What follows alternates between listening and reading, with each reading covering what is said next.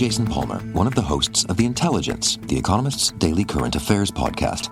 The Economist's award-winning shows make sense of what matters, from our special series on China's president to our weekly podcasts on business, technology, and American politics. Our journalists provide fair, in-depth reporting on the events shaping the world. To get the annual plan for less than $2.50 per month, search for Economist Podcasts Plus to start listening today. TIAA is on a mission. Why? Because 54% of Black Americans don't have enough savings to retire. So in collaboration with big-name artists like Wyclef Jean, TIAA released Paper Right, new music inspiring a new financial future. With 100% of streaming sales going to a nonprofit that teaches students how to invest. Stream Paper Right now and help close the gap. Hey guys. Welcome to today's podcast episode. I've got a fantastic guest for you today, Tracy Otsuka, and she is the author of ADHD for Smartass Women, How to Fall in Love with Your Neurodivergent Brain. I'm really fascinated with ADHD, how people develop strategies for faster learning, more efficient, more memory. Just overall, it's really interesting about neurodiversity. We're going to talk about all her journey, her story, and she's all around entrepreneur. So Tracy, welcome. Thank you. I love being here. And as I mentioned briefly when we just chatted, I think a lot of people will probably come to this podcast and think ADHD, that's not for me. And my message to you is just hang on a second, because if there's anything that's been going on in your life and you're trying to make, heads or tails of it, maybe pay attention, because this might be you. I think most people do not know what ADHD looks like in the real world. Yeah, so kind of talk about this idea of like the inspiration behind the story, why you chose to write the book, and because you've talk about your journey, your son's journey towards an ADHD diagnosis, misconceptions, and how they shape your mission to educate others. Yeah. So I have a son who is now 21 years old, and he is a senior, we can't believe it, at NYU. This is a kid who started out at 9 years old. Well, prior to 9 years old, if you can be top of your class, he was always top of his class. And then starting around 9, he started to struggle, but only in school. We couldn't figure it out for years. He went through all these different therapies and, took all these tests, and nobody knew what it was. All they came up with is your child is so ambitious and so bright. We can't figure out why he's so unmotivated. And so finally at 12, he was diagnosed with ADHD.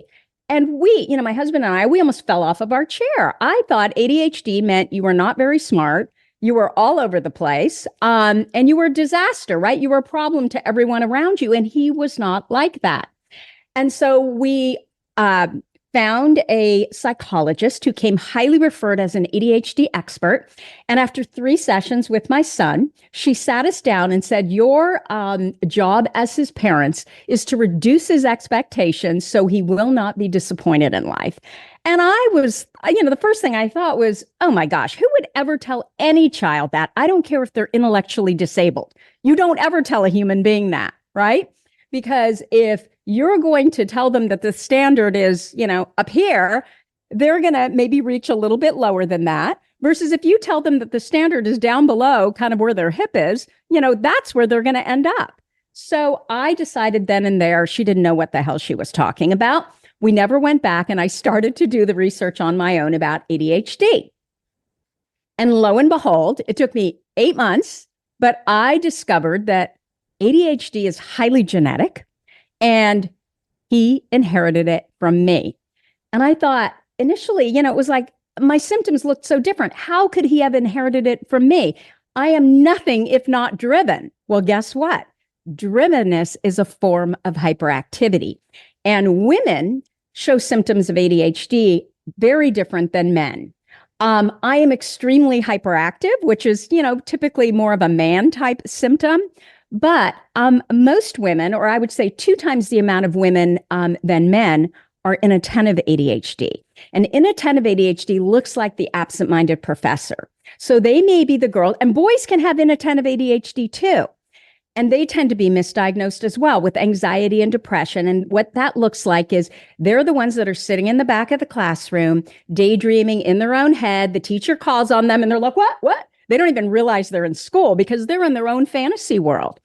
As adults, it can look like the absent-minded professor. So in their area of interest, they are so brilliant. But all like the day-to-day stuff, not so much. And so there's constantly this inconsistency, right? You're consistently inconsistent.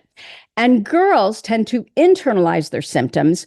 They beat themselves up, which is why they tend to be diagnosed with anxiety and depression rather than ADHD.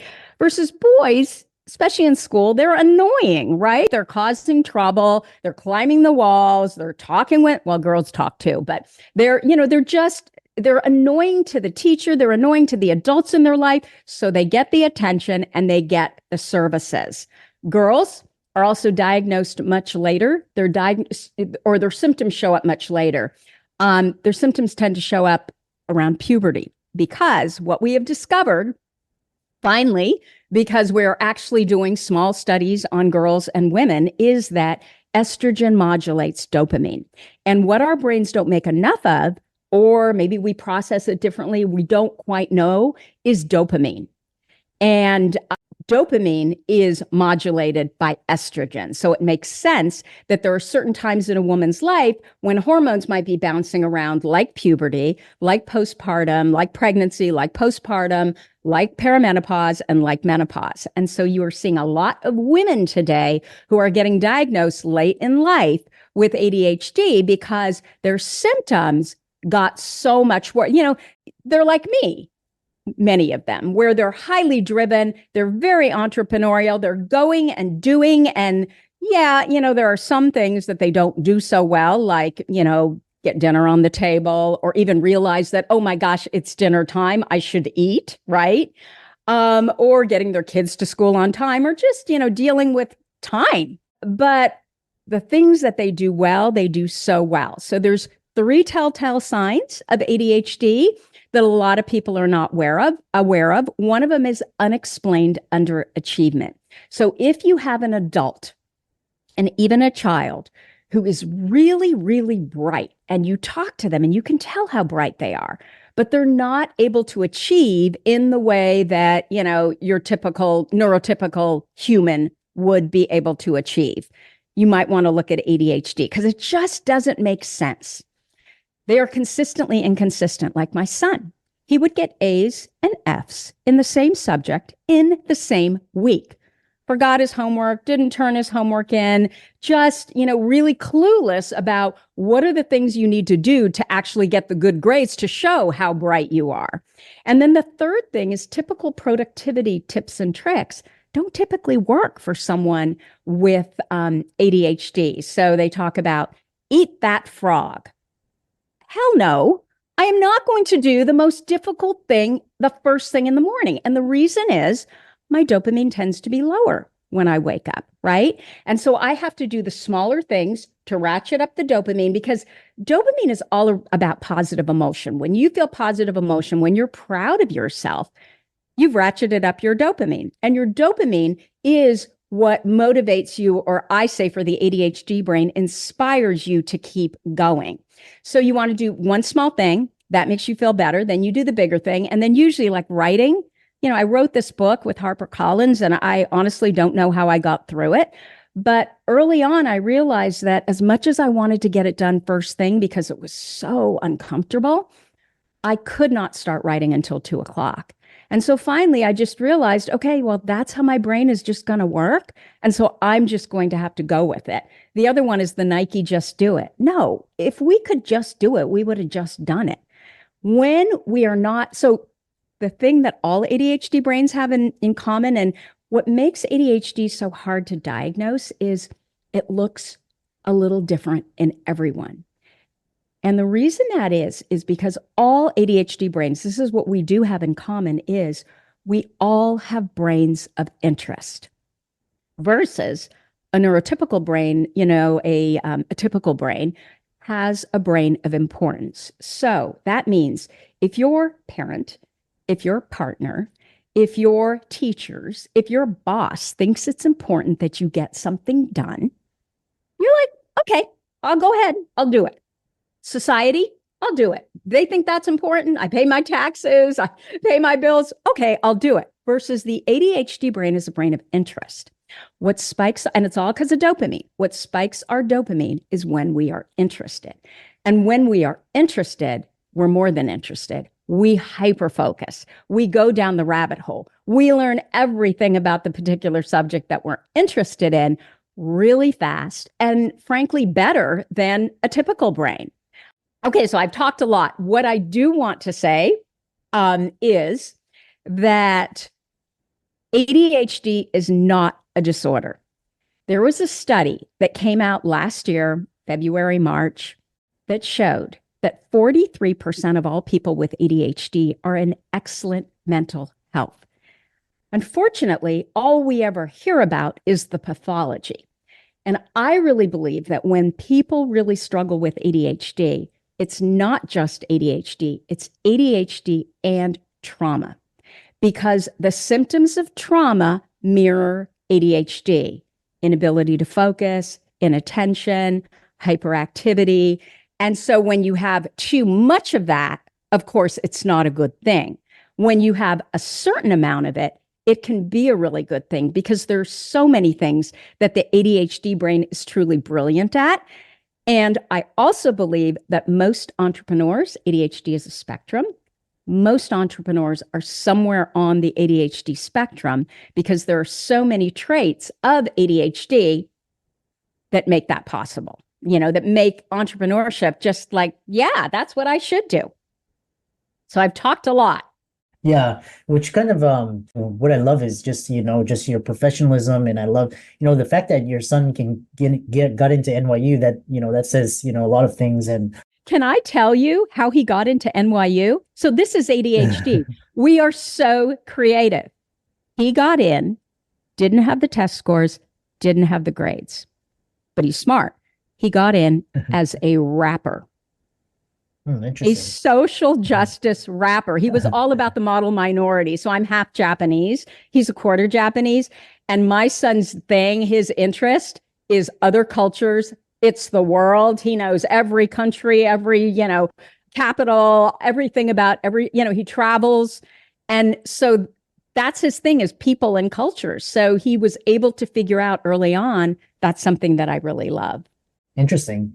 I wanted to kind of delve just briefly, because we only have, a couple minutes, is talking about like behavioral strategies, because I've noticed that a lot of entrepreneurs and artists and, people of extraordinary achievement, they either had, either ADHD or bipolar or just some kind of, very divergency. Yeah. So talk about some behavioral strategies to adjust in this kind of world that's kind of backwards to them. I think the most important thing that I can say is it's all about interest. So I think when people with ADHD really struggle is because they see their life and they can't get through school. They don't have many opportunities. They're a barista at Starbucks. Not that there's anything wrong with that if that's what you love, right? But they're not even good at that. And they know they have so much potential and they're not living up to it. And so the problem there is there really is no interest. What I have discovered with the thousands of women that I've worked with and that I've met over the years through my podcast, book, programs, whatever, we have a 100,000 member Facebook group. What I've discovered about all of them is as they go through school, they may struggle, and then the more they're able to choose what they study, the better and better they do. So by the time they actually get to the programs where they're doing a master's or a PhD, they are at the very top of their class. It is all about interest, number one. And number two, it's about positive emotion. If you are constantly beating yourself up about all the things you can't do, why you can't do it the way neurotypicals do it, well, no wonder your mental health is going to be so poor, you're not going to be able to get out of your own way. The key for the ADHD brain is positive emotion.